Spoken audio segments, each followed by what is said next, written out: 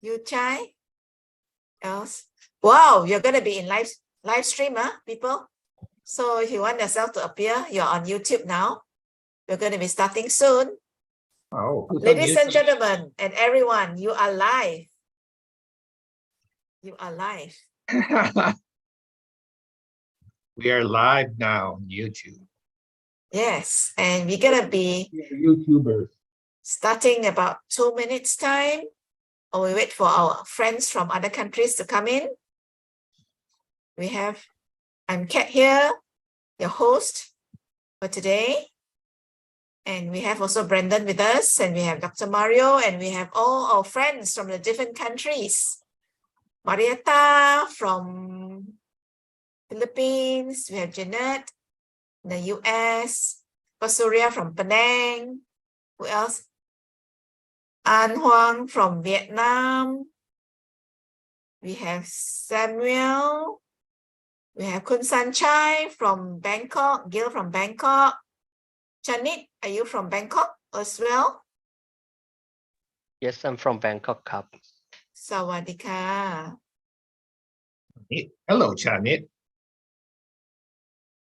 Hello, Okay. hi, nice to meet you. Nice to meet you too.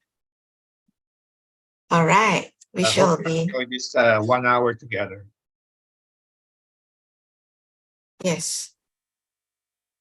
So Brendan will continue to admit people while I will be going on live in another 1 minute. Ah.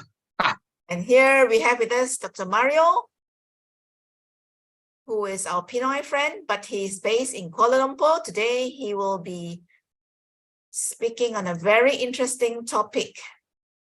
So hang on for a moment, and we shall be starting shortly.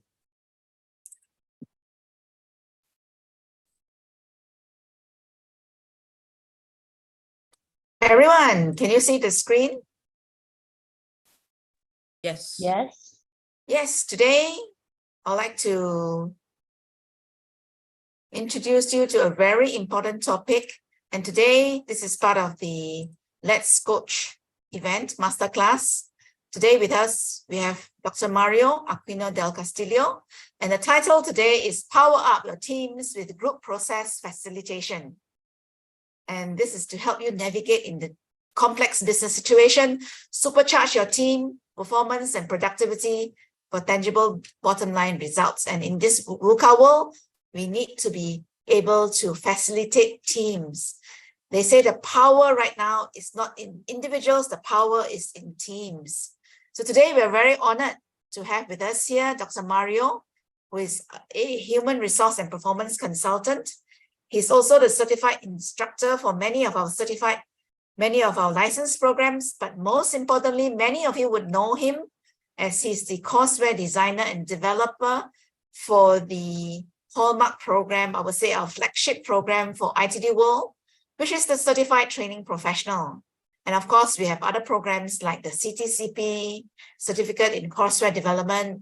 And also after this, you will know a little bit about the Certificate in Process Facilitation. He has more than 30 years of extensive experience in leadership management and HRD, although you see that he's looking very young, there's many years of experience behind him. And previously, he was also the adjunct lecturer for UNISA, University of South Australia. And he has also gotten his bachelor's, master's degree and his PhD in OD. So ladies and gentlemen, without further ado, let's put our hands together and welcome Dr. Mario. Hey, thank you, Kat. And very pleasant howdy, hi, hello, good morning, good afternoon, good evening to all of my friends who are here today, and new friends that I'm meeting, and old friends that I'm reuniting with after having been knowing them for a long time, like Frank Flomo here. I've known him for a long time, all the way from Mali. Thank you so much, Francis, for joining me. Yes, my name is Mario, and I'm a senior consultant here at ITD World. I am Filipino, but I am based here in Kuala Lumpur, and I have been here for the longest time, right? So the topic today is very exciting. I am very much passionate about group process facilitation.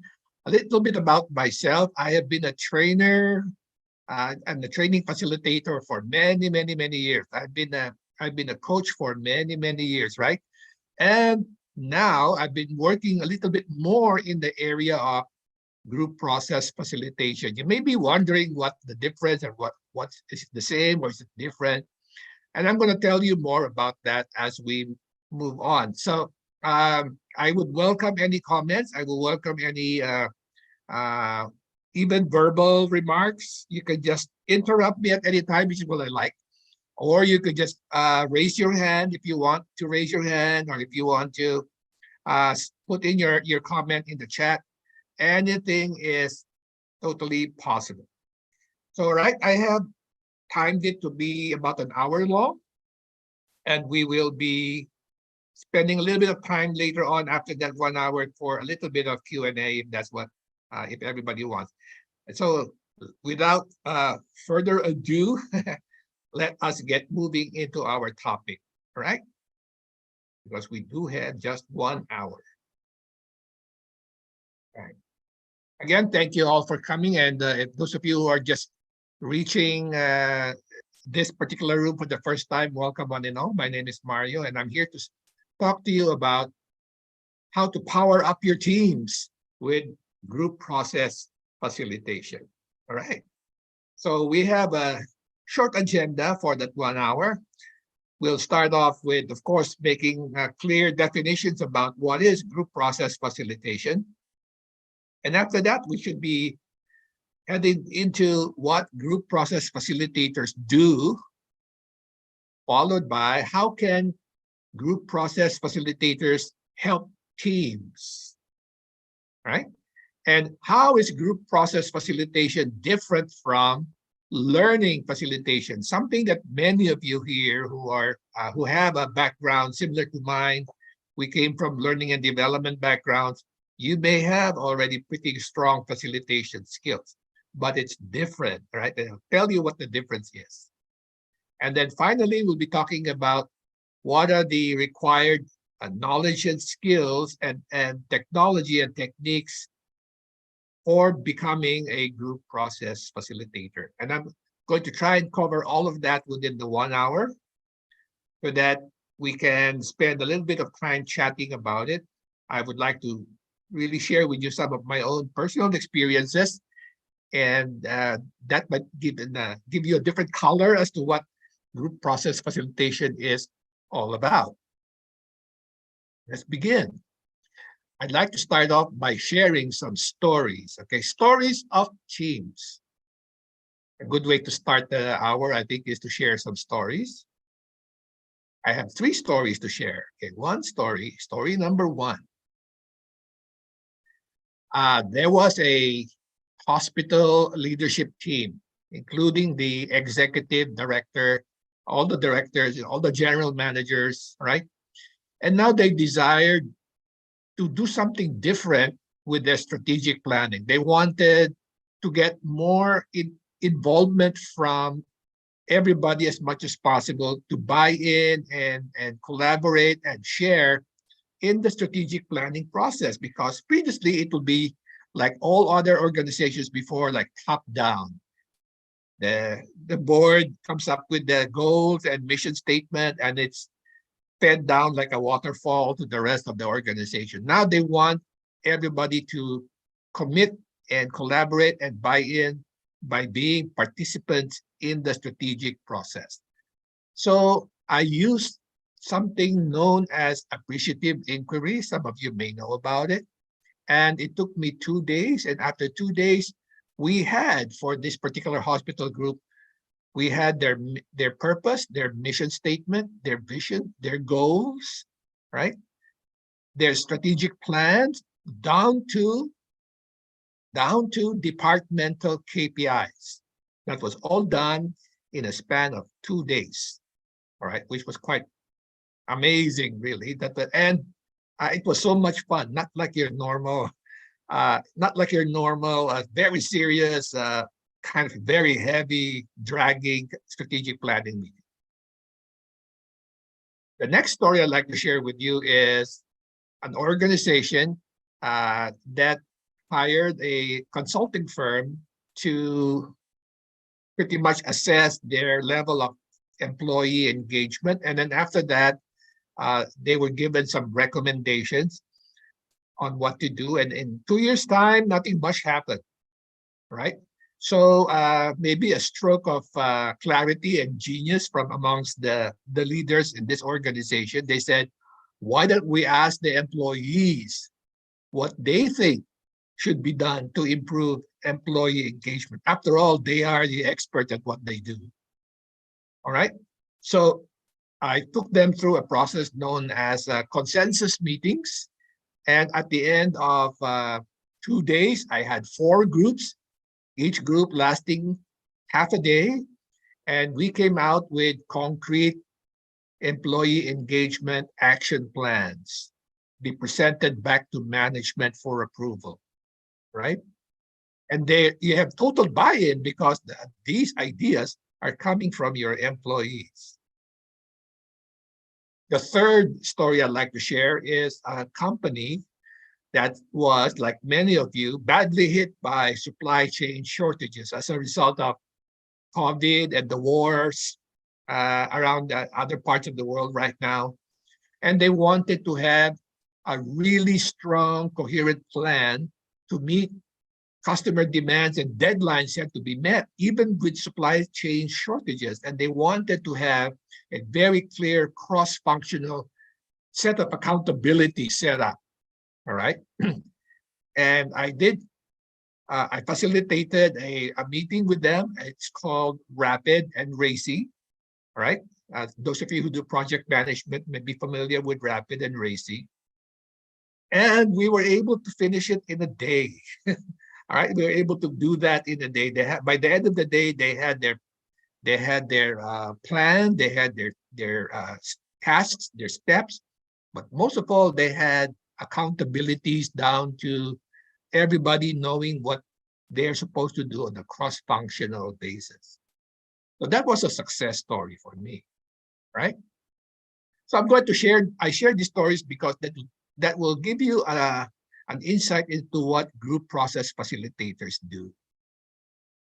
Here's a comment from one of the Indonesian GMs, right? And he said, first time we saw people happy and laughing during a strategic planning conference. Have you ever seen people laughing and happy in your strategic planning conference? Right, but we had a good time and it was very productive. Well, we were able to do that without pain, without much pain. It was quite joyful, really, right? Or are your meetings in your organizations looking a little bit like this, where you have painful team meetings? What do I mean by painful team meetings? You know, look at their faces, right? No decisions made, unfocused discussions, frustrated members, time wasted. Meetings are the #1 time wasters ever invented, right? One voice dominates and there's lack of any kind of support for any idea that's ever brought up, right? And that's what happens with teams if they are not properly run and properly structured. So what we want to do is to avoid this kind of situation. So let's begin with some definitions. What is facilitation? Right? Facilitation comes from the Latin facilis, right? Meaning easy to do. Easy to do. In Spanish, you say facile. The French faciliter, meaning to render less difficult. Apologies to the French speakers in the room if my French pronunciation is not good enough, right? Facilitation is understood, therefore, as helping others work better. How can we help others work better? And we are now concerned about a particular structure in organizations we call teams, right? Teams are supposed to be good because people working together is always good.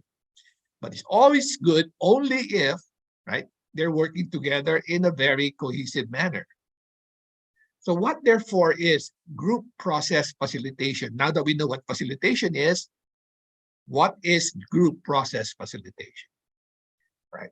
Group process facilitation is really using facilitation knowledge and skills and the tools and techniques of facilitation to help teams work through difficult work situations. So we're going to move into meeting rooms and boardrooms, and these are live problems that the teams are facing, and they need assistance from a group process facilitator. So we're going to help teams work through difficult situations by using our understanding and knowledge of facilitation skills and tools and techniques. I'm going to stop there now and wait and pause if there are any questions or comments or any somebody want to remark or something like that. I can always stop. Anybody want to raise your hand? Raise your hand if you know, and then you'll be first in line, and I can see who you are. All right, so we can proceed. That is group process facilitation. Now you may be asking, therefore, what do group process facilitators do? Well, in a nutshell, group process facilitators provide two things. One is structure, and I call it appropriate structure because different meeting objectives require different structures, all right? Think of it like a golfer having a golf bag, and in the golf bag, you have many different, we call them clubs, right? And depending on the shot you want to make, you take out one particular club. So a facilitator would know what structure to use for a different meeting, each meeting objective, right? And the facilitator will also bring into the room the process that a team needs to work through a problem, right? So the process really means organizing teams and making sure that everybody knows what they're supposed to do when they're supposed to do it. All right. And if there are any stumbling blocks along the way, the facilitator will jump in and kind of like eliminate all the obstacles that the team faces, right? So structure and process are what the group process facilitator brings in when they're at work in your organizations. So what are group process facilitators expected to do? To be clear, they're expected to, number one, help clarify meeting goals and expected outcomes. That's a huge value right there because many meetings start without clear outcomes and clear goals. All right. So a good overhead question from a facilitator would be, what are we supposed to accomplish by the end of this meeting? What is our expected outcome? What's our goal? And then that becomes like the overriding theme for the meeting. Set ground rules for effective team participation, right? All facilitators come into the room with ground rules that the participants are supposed to buy into. For example, we respect all opinions, right? And everybody has to be present fully, right? Not only physically, but emotionally and spiritually and mentally as well, all right? Are some of the ground rules. I have another handout on ground rules for group process if you're interested. I can share that with you. Provide the appropriate meeting structure, right? Which I otherwise known as the agenda. Depending on the outcome that you're looking for, you would have a different structure.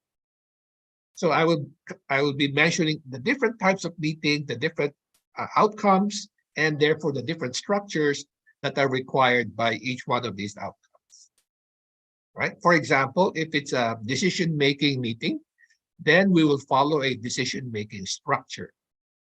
If it is a project planning meeting, then the meeting will follow a project planning structure. Right? So another golf club to take out from your golf bag. Okay. Observe and guide the team. So the team is now going to try and work out based on the outcomes and based on the agenda, they're going to take over. And you as the facilitator will be observing them on the side, all right, and guiding them. We are guides on the side. We're not the center of attraction, all right? We're just guides on the side, moving things along if they need to be moved along, right? Correcting the direction if there is misdirection. We can step in to say, let's move back and go back to our planned agenda. That's what the facilitator does, okay? To observe and guide the team, and if necessary, make process suggestions. Like, can we move on to the next item? Or shall we call for a break? Do we need to discuss this further? Would you like to have breakouts to discuss this and come up with some concrete ideas in the breakouts? That's what the group facilitator does, okay? Now, now that we know what they're supposed to do,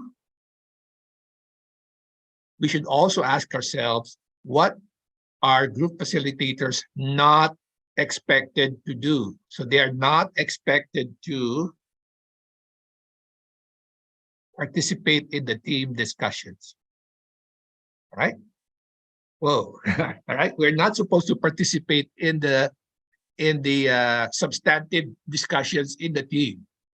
Well, yeah, we can participate during the breaks, all right? We can participate in the, like, how do you feel? What's going on right now? That's okay. Of course, we do have a voice, but when it comes to substantive issue-based discussions, like, here is my suggestion, you don't add another one, all right? Or here's the problem, you don't change the problem, right?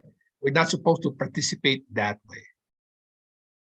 We're not expected to provide input. We are not a participant in the team. We are facilitating the team. And it's to the value of a facilitator that you remain neutral rather than to provide inputs, because by taking on the side, you'll be probably unconsciously shutting down some other members of the team, right?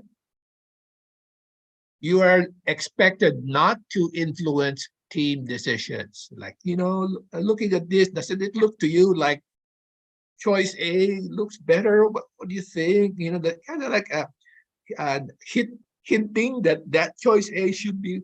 No, all right. We honor the wisdom of the group.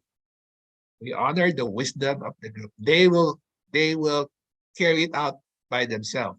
And because of that, there'll be more buy-in and more acceptance of the consensus decisions that are made, right? We're not expected to influence team decisions.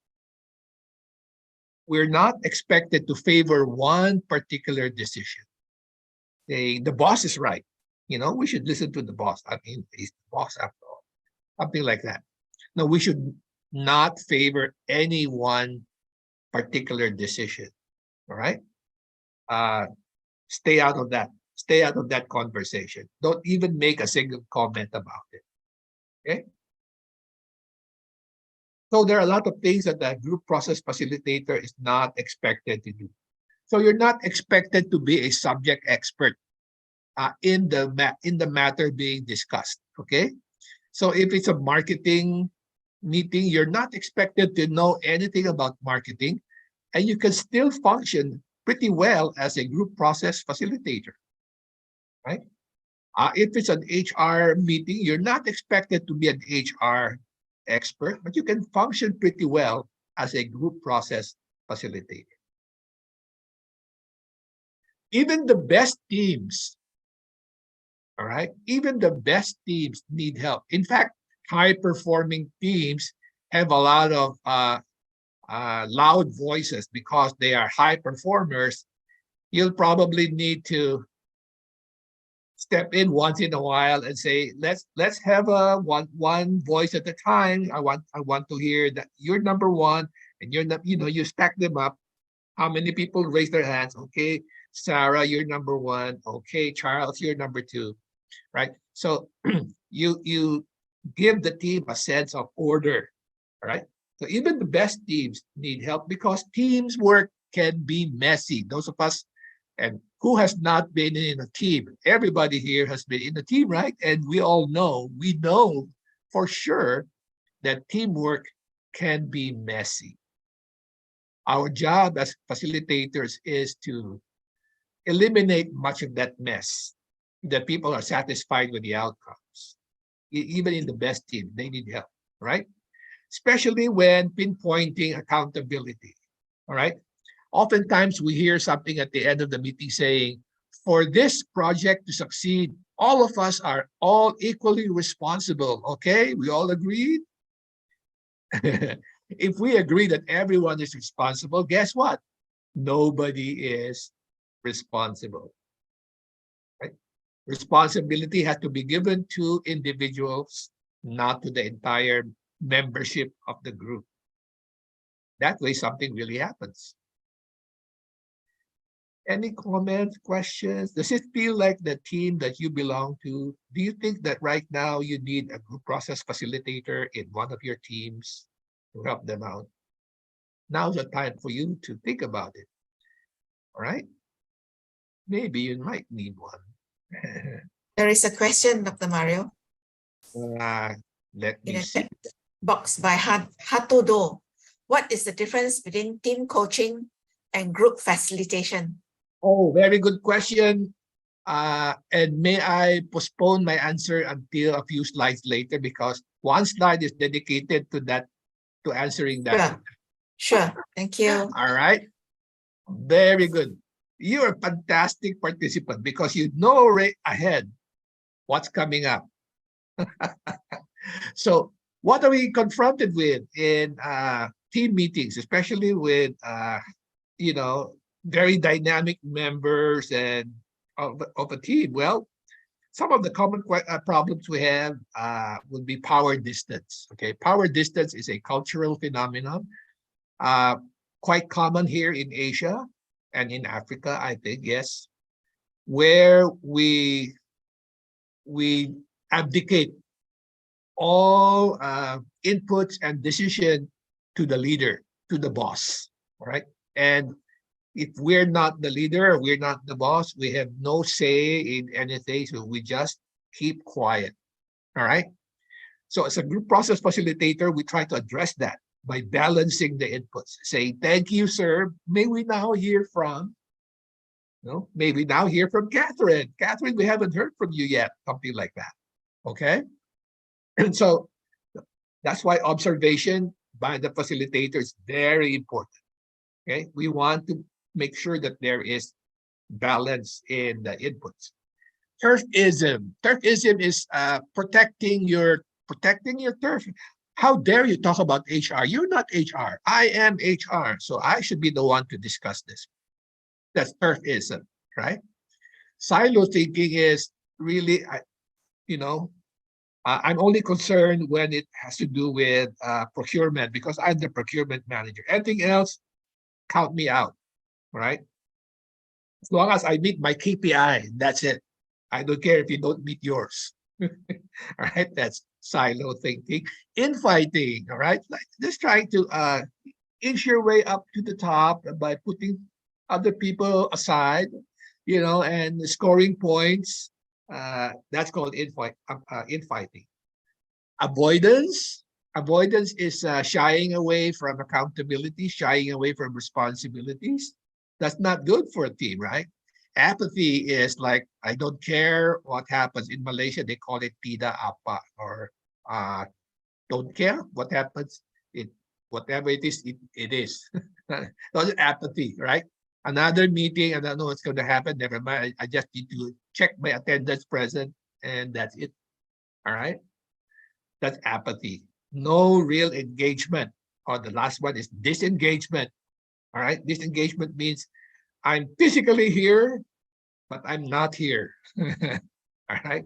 I'm physically here, but I'm not here. You can be in the room, but you're not there. You can be, somewhere else, mentally and spiritually elsewhere, right? That's called disengagement. So all of these are problems that occur in team meetings. In such a situation, therefore, How can a group process facilitator help your team? How can group process facilitators help teams? Here are some ways. They create a safe and positive team climate, right? They establish rapport. They break the ice. They get people smiling and more relaxed and comfortable with one another, all right? So creating a safe and positive team climate along with setting down the ground rules, all right? It's okay to give suggestions. It's not okay to not listen to anybody else. All of those are your ground rules. We want people to be respected. We want to be heard, all right? Those are all your ground rules. So setting down ground rules, a very important role of the facilitator. What is allowed during the meeting and what is considered as not so good for the meeting, right? Ensuring everybody's heard and balancing the input, right? Because we want consensus, and consensus comes from meetings where everybody collaborates together. So ensuring all are heard is challenging because there are dominating personalities, right? They're probably more experienced and know a lot more about issues than the others, and they say, well, I can handle this. I know what to do exactly, right? But we need that input. We need that input to be balanced. So a very friendly way of telling the person, thank you very much. That's great. May we hear from another person, right? So that's for me, ensuring everybody's heard. All are respected. And nobody's input or suggestion gets ridiculed or ignored, all right? So there are mechanisms to make sure that everybody's ideas and suggestions are captured, which is very, very important. Focus is maintained. We do have an agenda, we have that structure, and unfortunately, as in most cases, a lot of teams happen, it happens that we sort of go off tangent. You know, if somebody says a word or somebody says a name, and then it's called, oh yeah, that one, that was really a crazy situation, wasn't that? And this guy did this, and suddenly you're out of topic already, right? You just made an illegal left turn in the meeting. So the facilitator realizing that was saying, well, let's get back to what are our criteria for making decisions? Who has another one to want to share? So kind of like without offending anybody, being able to steer the group back on track is a skill by a skilled facilitator. We want to make sure that consensus is achieved. I want to make a clarification between consensus and absolute agreement. They're not the same, right? Agreement is everybody says, go for it at the same, you know, we all are one mind in this issue. We all agree. Unfortunately, that's very tough to have in most team meetings, right? But you can settle with consensus. Consensus means that those who even don't agree, that for the sake of the team, will say, I will support what the team comes up with, even though I do not fully agree with it, right? That's what we mean by achieving consensus. And that's where a lot of things get done, by asking for consensus. So when there's some times when teams can use a group process facilitator, I'm not saying we need the GPF all the time. I think most of the time teams are able to function, you know, quite effectively on their own without having to bring in a group process facilitator. But there might be difficult situations when, you know, it might be better to just have a group process facilitator take charge of the team and the meeting, right? Here are a few scenarios when teams can use a facilitator. First one would be strategic planning meetings, right? Because we have a lot of people in the room, and they all have different ways, different ideas about how goals can be achieved. And you need to have consensus to come up with a coherent set of strategies, a coherent set of goals and objectives. How do we get to 20 people or 15 people or a dozen people to be of one mind, right? And declare that this will be our strategy, this will be our plan for the coming year, right? So that is a perfect scenario where a group process facilitator can be of assistance. Another scenario would be decision-making meetings, right? Because we have, each one has different values. Some are risk takers, some are risk avoiders, you know. Some decisions are inherently risky, some are easier, and so on. So again, the process of decision-making has to be rational and logical, because we have our biased opinions already made even before a process is done, right? We already know, I want to get this guy as our next vice president, right? And so, you know, you kind of like short circuit the process. That can happen. But if you go through and the facilitator can navigate the step-by-step of decision-making, everybody might come to the conclusion that, you know, that guy is not the right person. There's actually another better person, more qualified. All right. If you just really make the team go through the correct process of coming up with the criteria and you know, weighing the pros and cons of each alternative and so forth.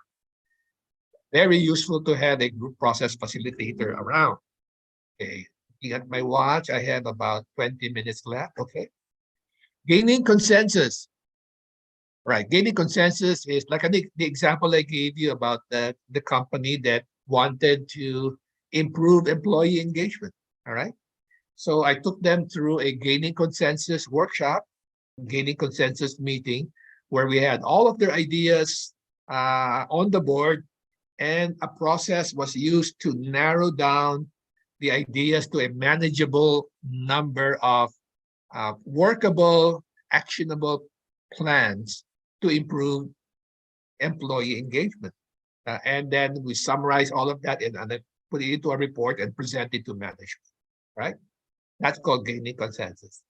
The other one, of course, is task planning, figuring out how to perform a project, what are the steps involved, what are the timelines, what are the due dates, what are the resources required, and most importantly, what support is needed, and who are the decision makers, and who are people accountable and responsible for each step in the project, right? So you come up with a master plan with identified people who are, this guy will be responsible, this one will be a support person, input will come from this other person, etc. Right? So it's a very useful thing to do for fresh projects, especially with projects that are innovative and never seen before. One other area where a group process facilitator can definitely be useful is for managing conflicts. When you have a chasm between two sides saying, you know, I am for and I'm against, you know, we are for, we are against, and they kind of like hard to put the two together. That's where I think a group process facilitator can be especially handy to have, so that they can actually come up to a consensus about how to move forward from this virtual deadlock that they have, all right, by facilitating conversations between the team members. Okay, remember, we're not supposed to influence the team in any way. We just provide them with the structure as well as the process. Okay, I have another comment in the chat, I think. Yeah, you have another question from Christopher Ramirez. Okay, what would be some of the tools or framework that could be used of these type of meetings? How can you make a decision on what tools to be most effective in a different situation? Okay. Can I answer that later on, Christopher? But I definitely want to put that in our conversation. I'll put that in our parking lot for now. But yes, For every kind of meeting, I did mention that you would want to have the proper structure, all right? The appropriate structure for a meeting based on the objectives and outcomes. So for example, if a decision-making meeting, we have a decision-making tool. If it's a strategic meeting, we have a strategic making tool, all right? So these tools, what are they? I will get to that, but thank you for asking that, right? Right, let me just get on. And Kat, please take note of that question. I want to get back to it later on. Sure. All right. So talking about tools, okay.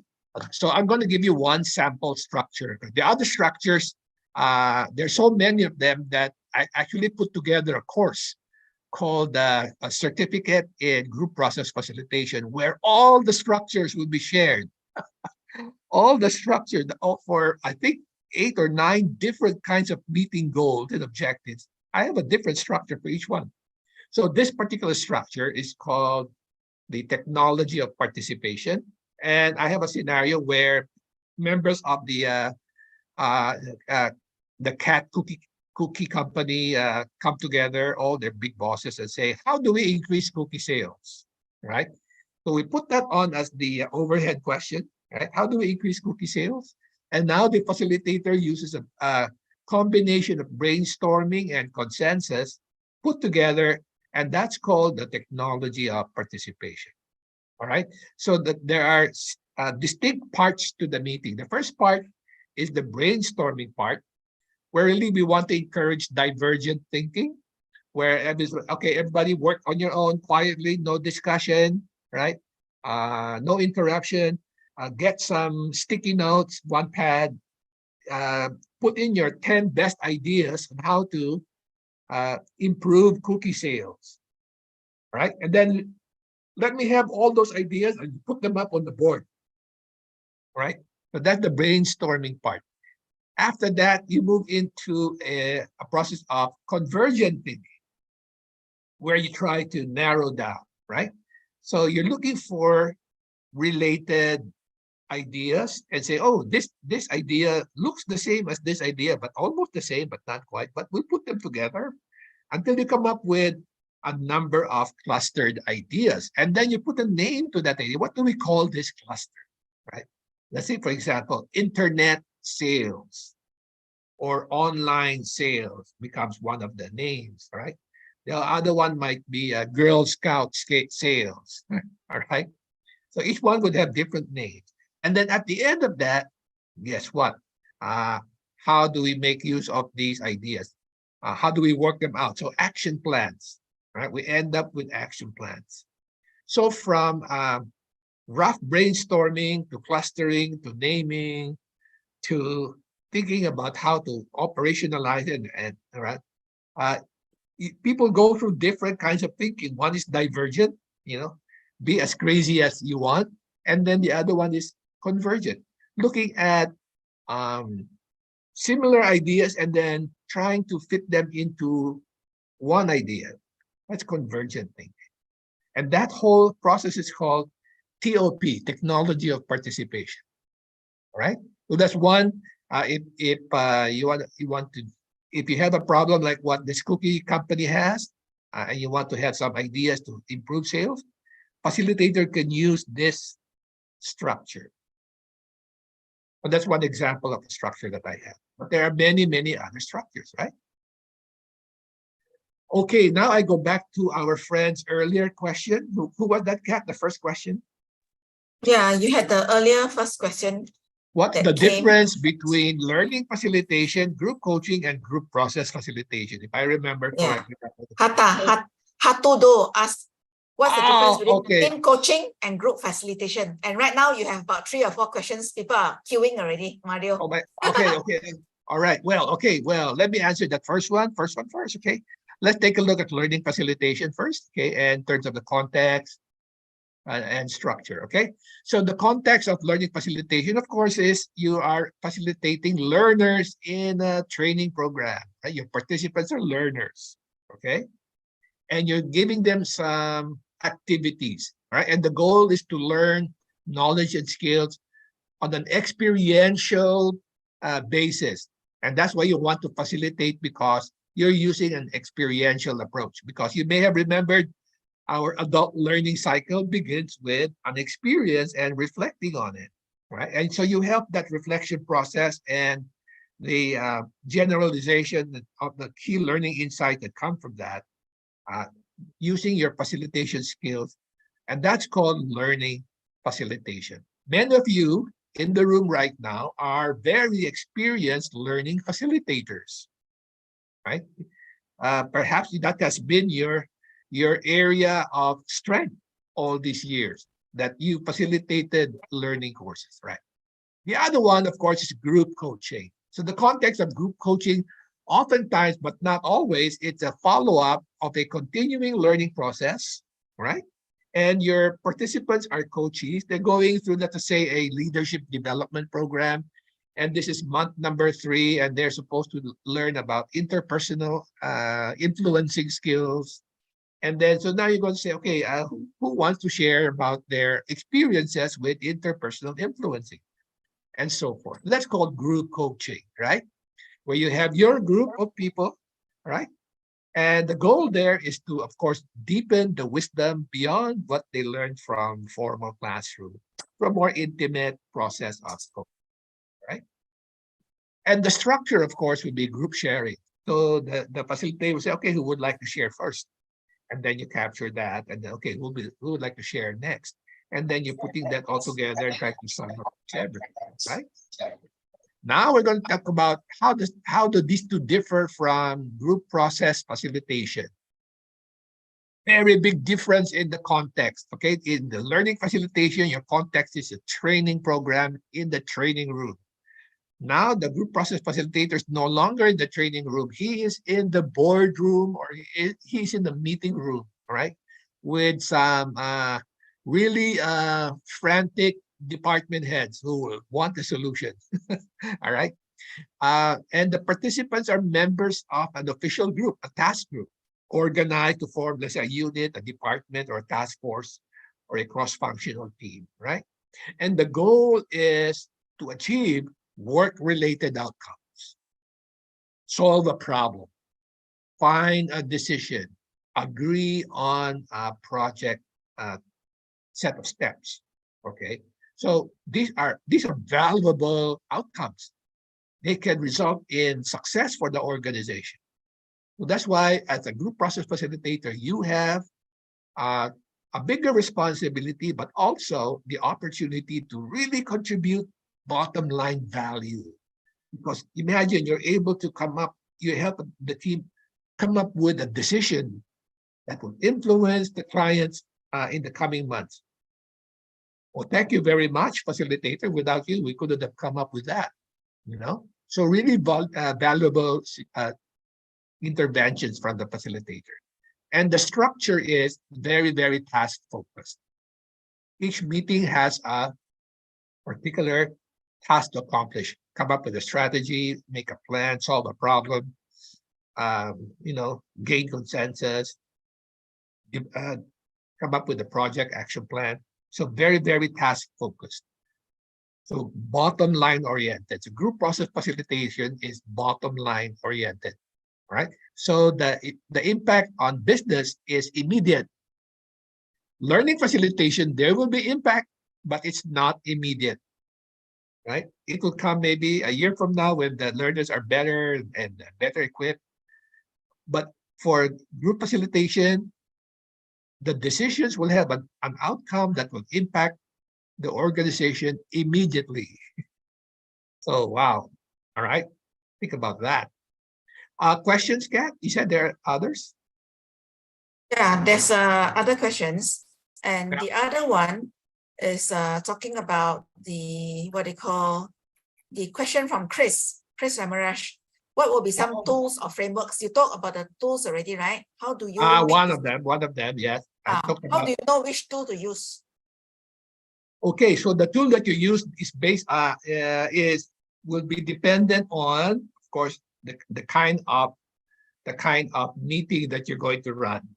Okay, there's no one standard tool. Okay, So I will have in that course that I mentioned, like I think that's 1 day or 2 days all about tools because Wow, there are just so many of them. All right. wonderful. If you're using HPI, for example, HPI in itself is a tool.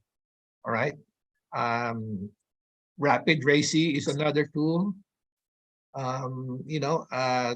Kepner-Trego strategic planning is another tool. There are so many tools that I can share with you. Oh, Too many to share in 1 hour, I'm afraid. But I got hope it. I gave you a little bit, and I'm going to share one more before the end. All right. Sure, So sure. And in your class, we have a chance to have 2 days. How long is your class, Dr. Mario? 4 days. Okay, so 2 days, we have a chance to practice the tools, right? Yes, absolutely. Okay, Role great. play, simulation. That's really good. Okay, Okay. and the next question, is it possible to apply Agile Coach in the role of GPF? It's talking about Agile Coach. Can an Agile Coach, how the Agile Coach can function in a GPF? There's an Agile Coach. Is that the question? Yes, Is it possible my answer to that is yes. Yes, it is possible to apply Agile Coach in the role of group process facilitator because they share a lot of common knowledge and skills, right?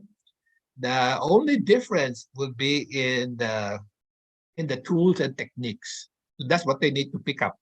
But regarding the fundamental facilitation, knowledge and skills, they are shared among learning facilitators, group process coaches, group facilitators.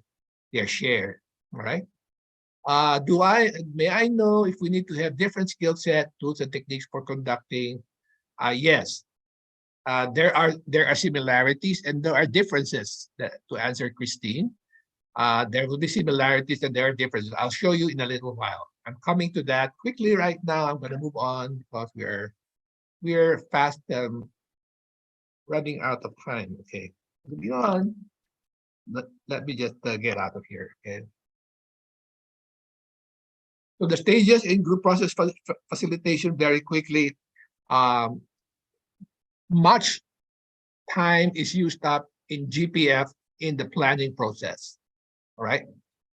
There's less time involved in learning facilitation and in group coaching. But for group process facilitation, you really need to go through several pre-implementation steps like contracting, which is really sizing up the situation whether you have the skills to run it or not. If you don't know how to run the session, you're ethically bound to decline it and pass it on to somebody. All right. That's the contracting part.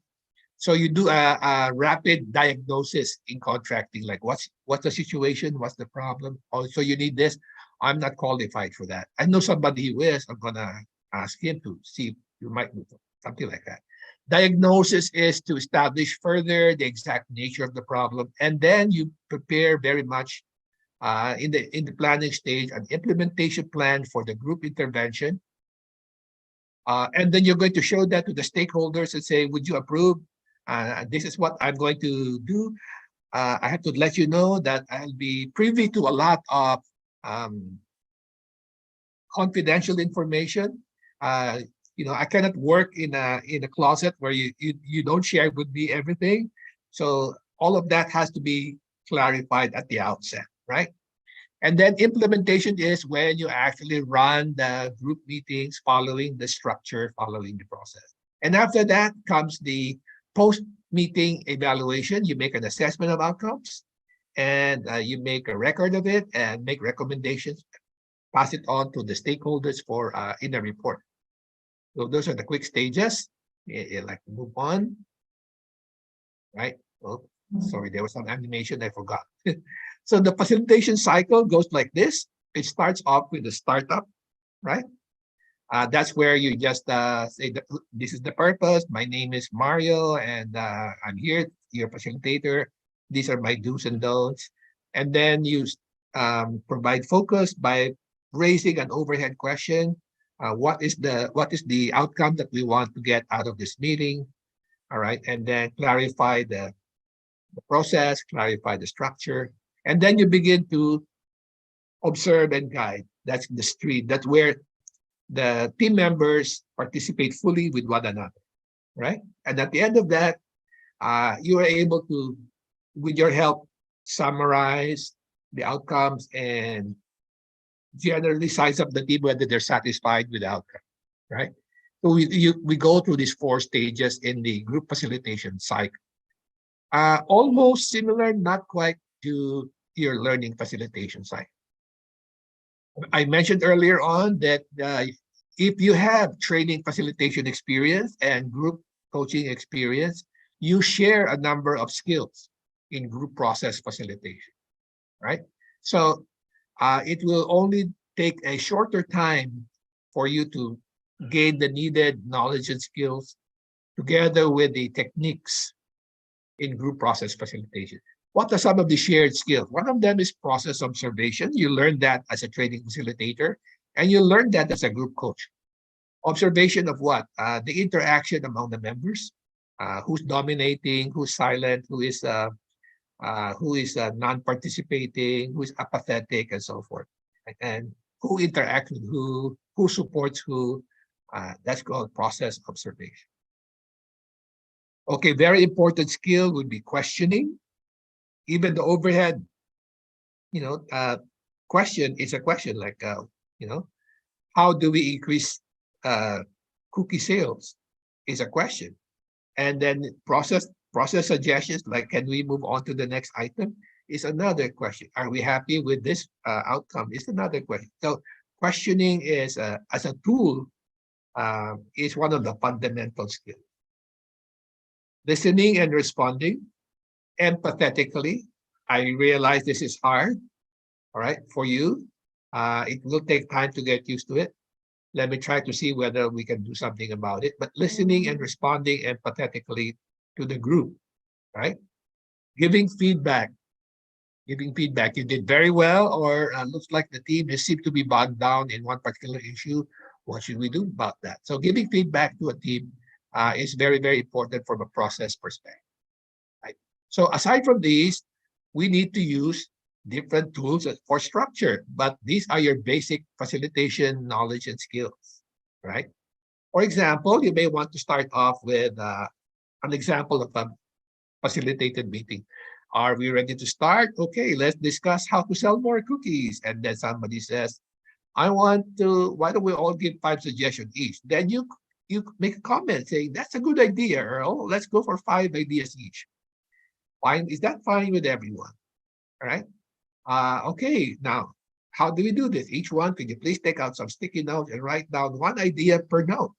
And then I'm going to gather them and put them up on the board. And then we're going to see which ones are related and how can we take action on each of them, right? At the end of the meeting, you summarize, but it looks like we have our top 3 ideas. Great job, everybody. Well done. All right. So we are just helping the team. We're not providing anything, right? No inputs, no ideas, all right? We're just helping along with structure and process. All right, so this is for another consensus meeting. Let me share with you another tool, a bonus tool for decision making, okay? So here the group has to come up with a decision. I don't know, maybe which vendor to use. So you must start off with what's the problem before you say, what decision is it, what's the problem? Because the way we state the problem pretty much dictates the kind of decision that you will make. So make sure that this is correctly stated, right?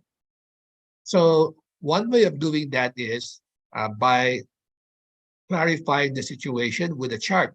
I call it the is or is not chart, right? The problem is supply chain shortage is not material quality, for example. And come up with that list, and then it will clarify really what the problem is.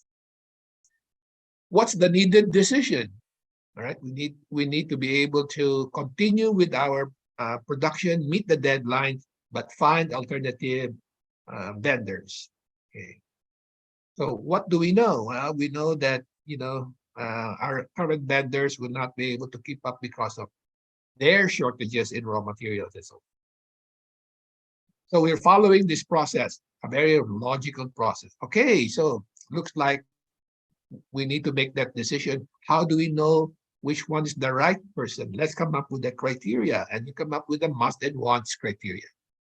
Must are non-negotiable, wants are relative advantage kind of information, right? And then what are the choices? Based on criteria, we have choice A, choice B, choice C, choice D. Which one satisfies the must and gives us the most wants? That's the more logical way to approach it. And then we make our choice, which one is the best. So the facilitator make sure that the group goes through this process rather than be carried away by their emotions and or favorite horses in the race. Okay, because we all have favorite horses in any race. So in short, facilitation results in teamwork that has more engagement, more collaboration, more energy, more joy, more results, and less wasted time. That's why we add value, especially in that last one. Okay. All right. I mentioned the course called Professional Certification in Facilitation or Group Process Facilitation. It's 4 days. All right. The first 2 days are on the fundamentals of facilitation techniques, facilitation, knowledge and skills, and ethical considerations. And the last 2 days are on the different structures and processes. And then also on the final day, we will have the whole day for simulation. Everybody gets a chance to be a group process facilitator. And then after that, you're going to be on your own and you're going to run your own meetings, and you're going to have a follow-up discussion with your assessor, and you're going to report on your progress. And after a certain number of meetings, you're going to get yourself certified, right? So that's the course that will answer a lot of the questions I'm seeing on the chat, which I couldn't answer in an hour. And Brandon will be kind enough to share on the chat the outline. We have half an hour Q&A still, Dr. Mario. Yeah. We have, you'll be taking questions, right? In a while. Yes. I did ask Brandon to get ready to share the outline. That would give them more information about the process of certification for group process. So look out for that. It's coming in soon in the chat. All right. Okay. And now I would say my big thank you. Those of you who would like to reach me directly, you can reach me by email at mario@itdworld.com. A lot of my other courses are to be found in the ITD World website. That's itdworld.com. So, okay. So that is the 1 hour. And now we have time for conversations. Q&A. We have a question in line by Casey. Oh, Casey. Hello, my friend. Yeah. So Casey's question, can I read out to you? Yep. GPF white knuckle moments, time constraint, framework, outcome, and depth of discussions. How do you handle? Okay, so time constraint, and then depth of what timeline, depth of discussion. How do you handle? Okay, so you have to untangle the mess and prioritize. You say we cannot handle all of this in that 1 hour that we have. Which one of these issues is the one that will have the biggest impact to your operations here and now? And we'll come up with that one first, and we put the rest in the back burner. All right, so it's really a matter of prioritization. Which one is urgent and which one is important? If they're all tangled up together, right, what is the one that will untangle? What is that one? We may not solve all the problems in that one meeting, but now we know clearly what are the 4 or 5 different issues that we're faced with, and now we will now be able to vote which one should we work on first. So it's a matter of I will not actually even help them with the process of valuing each one. I will tell them, I will ask them, which one would you consider the most valuable thing to do first? And we will work on that basis. Okay, we'll do this first, because sometimes in a real situation, your Casey is absolutely right. It's a snafu situation, right? The normal situation is all fouled up. So clarity is very important. You cannot handle multiple agendas in one meeting. You may have successive meetings, one after the other, but starting with the most critical one first. And then you can move on to the second, then you can move on the third. But Yeah, thank you, Dr. Mario, for your inputs.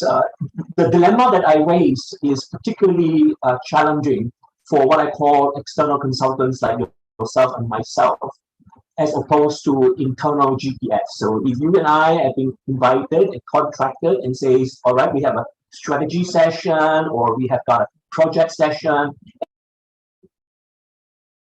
Yeah. And we're contracting you for 2 days. And we agree with your process, we agree with the outcomes, we agree, okay, with the framework. Now, however, doing the actual discussions itself is taking a lot more passion. The good news is the passion is there. The good news is that the content of discussions are really, really good. Now, that puts pressure on the 2 days contract. Your suggestion. Right. So there are a few things that come to mind at the moment. What first thing that comes to mind is terms of reference. Okay. So at the point of taking on the project, remember we have some steps. The first one is contracting, right? And then diagnosis.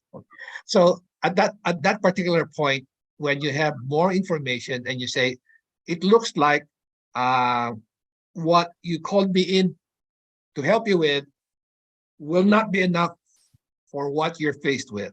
All right. So I'm giving you these options. Okay. Number one, we end where you asked me to do the strategic planning process. We'll end with that. But it looks like you also need to do a consensus on certain issues, right? But you didn't contract me for that. I'm leaving it up to you. If you want my help for that, yes, I'll make myself available. If not, I'm fine with it. But I will not be dragged into a forever and ever, like, oh, this was outside our terms of reference, but you're still asking us to work on that one. You can have an addendum to what you agreed on, right? Or a second contract altogether. That's what I would do. Thank you, Dr. Mario. Very helpful. All right. Dr. Mario, Hmm. Carol is asking to show the slide that you showed before, the slide after the stages of GFP. After the last few slides, I think she wants to have a look. Well, Dr. Mario is doing the slides. Everyone don't go yet because we're going to have a photo session, photo taking, and then we will be answering more questions as well. Is it this one? Hang on. Is it this one, Carol? Is it? I don't know which one you're referring to. Can you be more specific? Carol, are you there? Is it the group facilitation? Two slides later. This one. Is it this? Maybe after this. Oh, no more. wait. Let me just do it the old-fashioned way. Maybe this one. Is it this? No, the next one, maybe. The next one is this. Yeah. I think this one, right, Carol? Is this the one? They put up everything. All right. So these are your shared competencies as a training facilitator. You would have been using this as part of your job. As a group coach, you would have been using this as part of your job. What you have not done is to transfer these skills to a work setting where you have work teams trying to work through real, not make-believe or not simulated scenarios, but real, dollars and cents scenarios, the ones that actually bring in the business. Those kinds of meetings. So it's a matter of learning again and knowing again, okay, what kind of meeting do they need, and therefore what's the structure for that meeting? How do I run that meeting, right? And what will be the process required for that? But the basic skills, questioning, listening, responding, giving feedback, we have honed these skills if we were facilitators in the past for many, many years. All right, we've done this before. Now we're just going to transfer this from the training room to the boardroom. And instead of running an experiential training activity, you're going to run a strategic planning meeting with the directors. Right? A little bit scary at first, but yeah, you'll get used to it. I would recommend that you start off with maybe more manageable challenges, like maybe how to decide on people responsible for doing certain parts of a project. That's something that's still valuable, but it's not as perhaps as intimidating as a decision-making meeting or a strategic planning meeting. Yeah. Any other comments? Thank you for sharing. And yeah, I remember asking you to facilitate for some of my clients, Mario, and you did very well. These were like very senior people, yeah, and they didn't want to do the facilitation themselves, and I had to hire you to come and do it for them, and it worked very well. We have a very interesting question from Frank. Do you vary your CFP approach in accordance with the different team cultures? Any examples to share? Do you vary your CFP approach, the group process facilitation approach, in accordance with different team cultures? Any examples? Okay. I'm just going through my reference files of memories in order to share that with you. Well, I'm always conscious of what the culture is in any client that takes me on, Frank. And for example, the culture might be a very top-down, hierarchical, boss-dominated culture. Okay.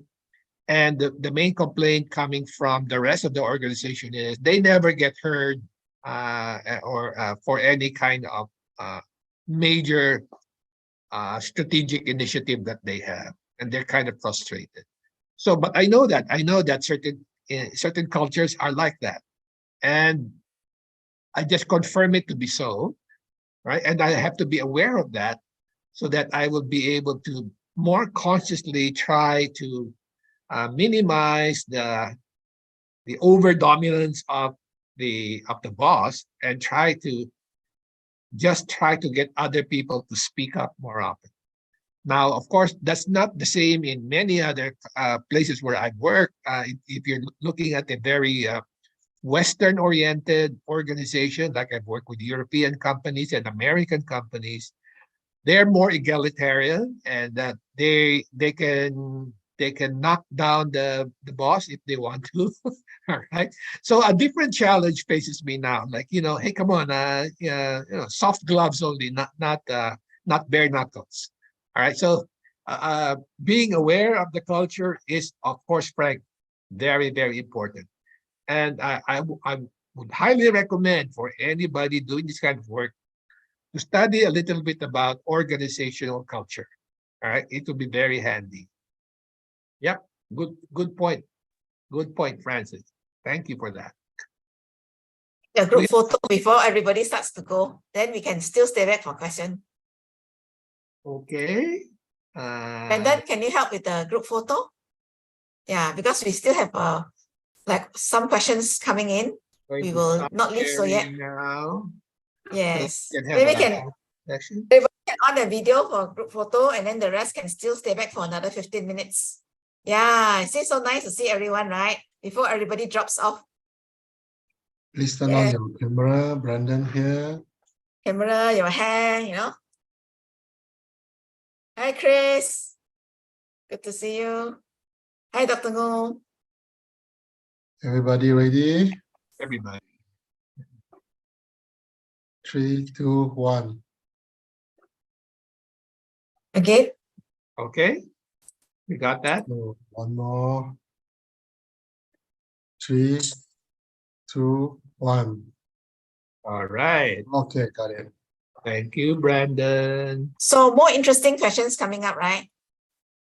So, What Brandon, skills? were you able to share the material, Brandon? No problem. I dropped the slide here. No, not the slide, the outline. Yeah, I yeah, shared already. I shared already. Not the slide, the outline. The slides The also outline. you can drop. Okay, who Okay. wants the slides can take it. Which skills needs for group process beside the skills as I shared? Which skills are what skills needed? Oh, is that a question? Yeah, I think Hatu is asking what are the skills needed for group process besides the skills that you shared. What are the skills? Aside, which skills are needed for group process? Okay. Other than the shared skills of training, facilitator, and coaching, well, the knowledge of the different structures, all right, the different agendas. For example, client calls you to do a group consensus meeting. So what's the agenda for that? All right. So we start off with brainstorming, and then this is the procedure, and then I'm going to gather all of that, and I'm going to ask you to narrow it down into. So structures are a very important skill set, right? So that's the one, and then the other one, of course, would be the process itself of being able to move the team forward, and just being able to just guide the team rather than to participate in any kind of conversation, because we're not really supposed to, right? Yeah. Dr. Mario, I got a different question, maybe a bit personal. Hi, Chris. Yeah. What keeps you motivated and keeps you positive to continue to, be a coach, to be a facilitator? I'm sure you're in a lot of different environments, and sometimes maybe your emotions aren't always yeah. Well, always ready. okay. What keeps you going? That's a great question. I think what keeps me going is the challenge of meeting a new organization. The challenge of meeting it's kind of like you're similar to a boxing champion, and you have your next competitor will be this guy. He wants to be he wants to beat you up, and so I want to make sure that I'm able to be competent enough to handle what the client requires when for particular situations. That's pretty motivating, because it gives me a reason to bone up and study and keep my my saw sharp. Right? It's a reason for me to actually keep on learning about organization cultures, about strategies, about business models. It keeps me up to date. It keeps me current. Keeps me young. It keeps me. It gives me a buzz whenever somebody says, "Mario, we need you as a facilitator." Oh yeah, come on, let me at it. What's the problem you've got? Like that. And let's figure this out. So that's the one that it's not boring. It's because there are a lot of unpredictables. Unlike training, more or less you're in charge of it, and you know already the expected outcome. You can plan it out. And pretty much you follow your plan, right? Or coaching, the same thing. But in group process facilitation, it can go many places, right? You can even say, this is not the right meeting for you guys at this point in time, right? Let's change the agenda, because I think what Casey said, I think we have to do this first before moving into this question that you now gave me, right? So it's kind of like a surprise aha moment like that. So we got to be able to navigate that through. Excellent. And I think that the biggest payoff for me is when I see that the team, the group moves on and gets better performance-wise, and they're happy with themselves. That's a good outcome. Dr. Cat, I think he's the Manny Pacquiao of group facilitating coaching. Yeah. 2 weeks ago, I had to send Big him champion. packing in his James Bond bag to come to Penang to one big factory. He came to do the professor facilitation with all the senior directors and all the VPs. Huh, Mario, remember? Yeah. So Excellent, he's excellent. back with his bag to fly all the way down for one factory. Yeah, I did. Yeah. Thank He's the you, guy. Dr. He's the Mara. guy. He's the guy. Really, really appreciate the sharing today. And again, thanks to ITD World team. Really appreciate you guys doing this for us. Thank you. All right. Christopher, Bob, you have any question, Bob? No, I do like it. I lecture, MBA leadership classes, and I love the distinction between a learning session and a group session and a facilitation session. Clearly, these are needed. I do workshops here in town for corporations, and facilitating where you're not actually adding your own knowledge, but making sure they're staying on track is a very important skill set, and so I'm looking forward to doing some of that. all right. So Bob, you're based in Vietnam. Yeah, Yes. and not forgetting, Bob is a coach, going to be a certified coach soon as well, Bob. Wow, all right. All right, Flomo, next is your question. Okay, And then after that, not Christine. not question, just to say how much I enjoy this training, this facilitation, and I'm always grateful to be with you people. Thank you, Dr. Mario. Thank you to all of you. Yes, sir. All right. Thank Nice you to so see you much. again. Thank you. Take care. Yes, Dr. Mario, I will get back to you for the Kwanis project, please. All right. Okay. Okay. Please. All right. Get Okay, back. Christine. Thank you. Okay. Thank you. Thank you. Good evening to all, and nice to see you again, Bob.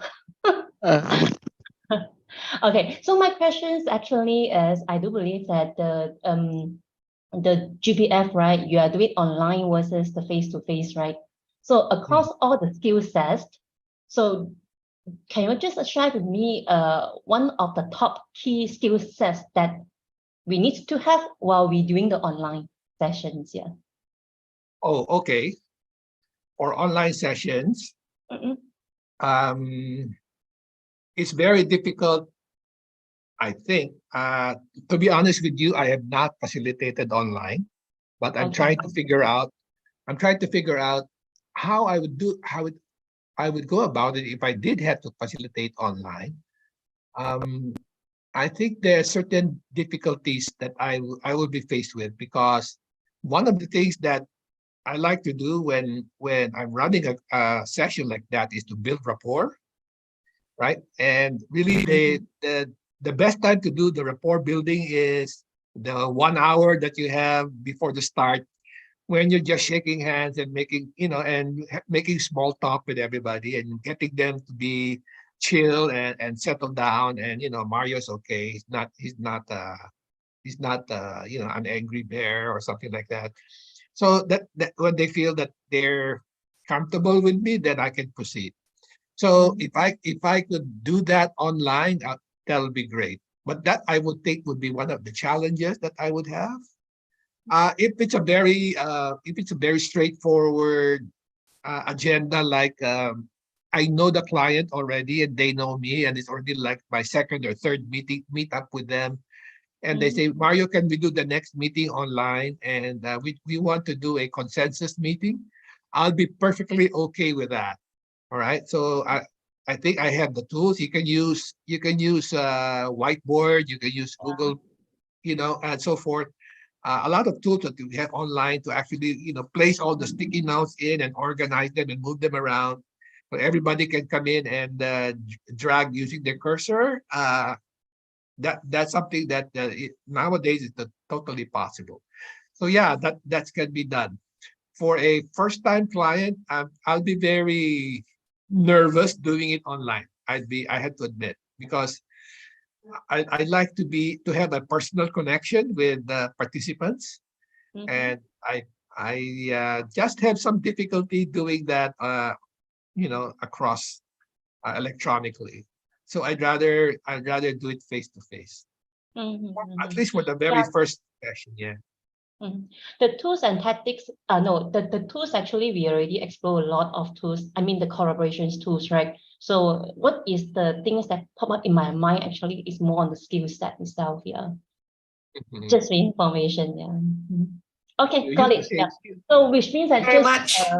recap my understanding will be if there Yeah, is a new client, which means that we need to prefer to have a face-to-face sessions. So can like deeply like ice-breaking sessions.